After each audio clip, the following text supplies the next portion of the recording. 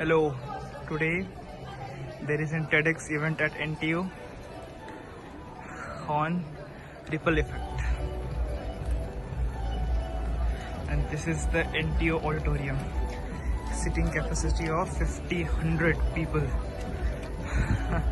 and this is called as real auditorium, which we had at in VIT Bhopal.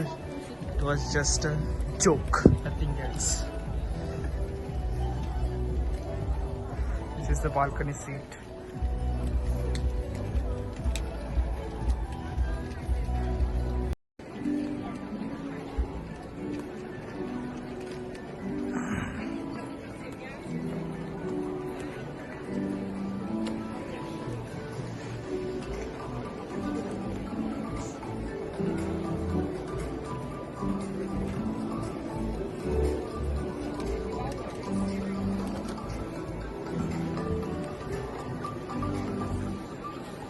And we are going to sit here. This is my friend Sanika, and yes, just a minute, Sanika. And these people always give something so that we should come to events like this. So they are given this some cereals, something, so that they encourage us to come to such knowledgeable events.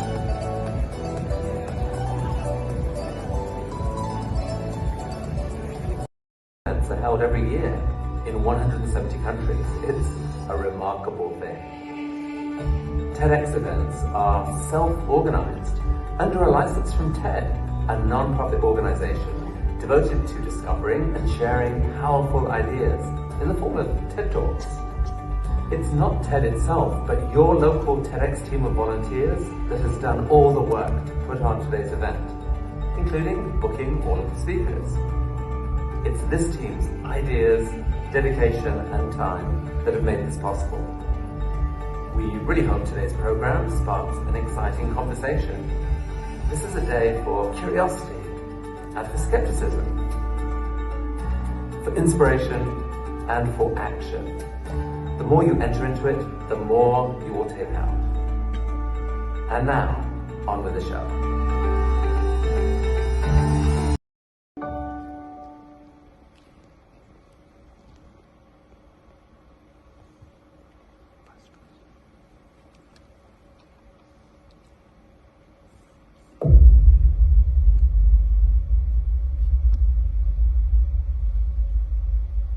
What is the first thing that comes to your mind when you hear this year's TEDx NTU theme, Ripple Effect? So Ripple is a very amazing word to describe progress and to describe evolution. It's similar to knowledge. It's basically the dissemination of knowledge to different boundaries. One research creating one huge commercial purpose and one huge industry. It combines science along with social impact. There's so many poems that have been written about waves and ripples, and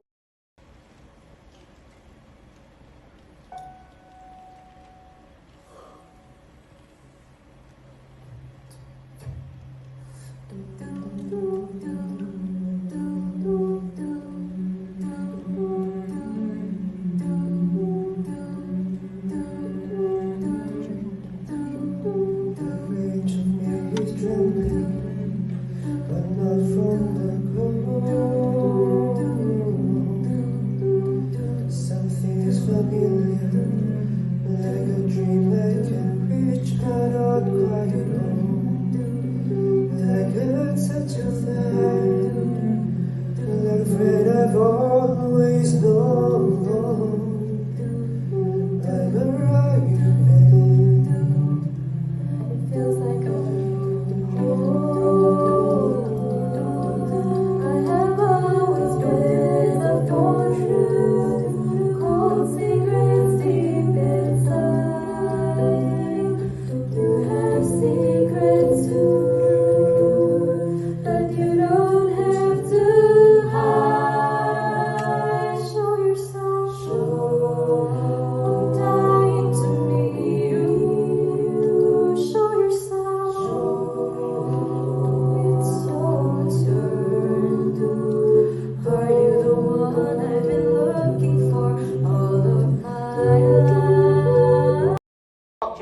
You are able to identify.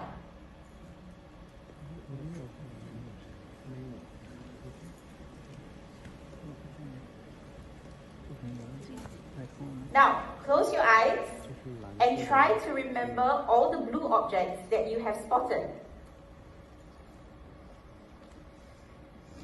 Keeping your eyes closed, here comes the twist. How many yellow objects are there in this auditorium? You may now open your eyes. Was it difficult to remember the yellow objects? Well, that's not surprising because I told you to focus on the blue objects and you probably forgot about the other objects or most of the other objects in this auditorium. One of the greatest philosophers of all time, you guessed it, Yoda, says that our focus determines our reality. And when we are faced with a problem, we tend to focus on the problem rather than the solution. I know because I once faced the problem of burnout. And I know that I'm not the only one. As a teacher and an entrepreneur, burnout is no stranger to me. Not too long ago, I lay in bed, tossing and turning, struggling to fall asleep. My mind was just overwhelmed with too many thoughts, much like a computer browser with multiple tabs open, refusing to be shut down. In my waking hours, I was like a walking zombie, dreading the tasks that I had to do, barely making it through the day.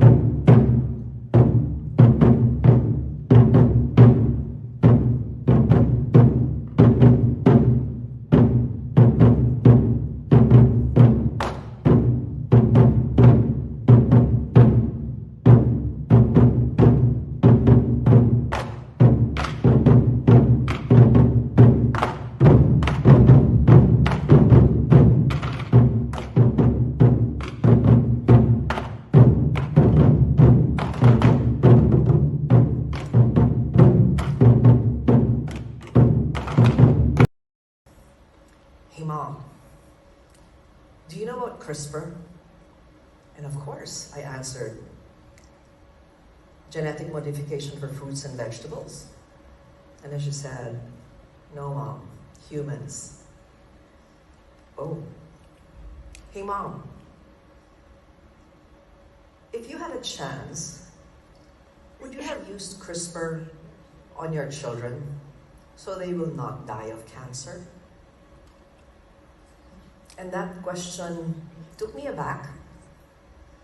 And I said, that's not an easy question to answer.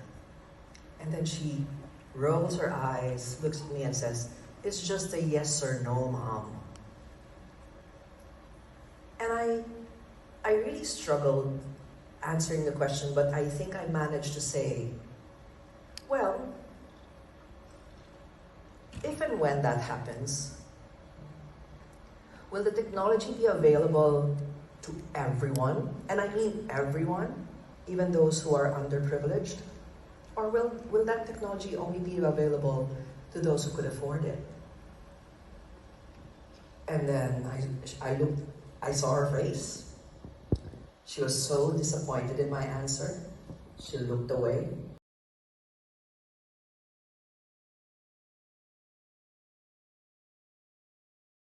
Characteristics that bestow upon them power and influence to shape affairs of the world in fundamental ways. These countries are known as great powers. So what are some of these characteristics? What makes a great power great? Let me start with the most obvious, size. Great powers are big countries.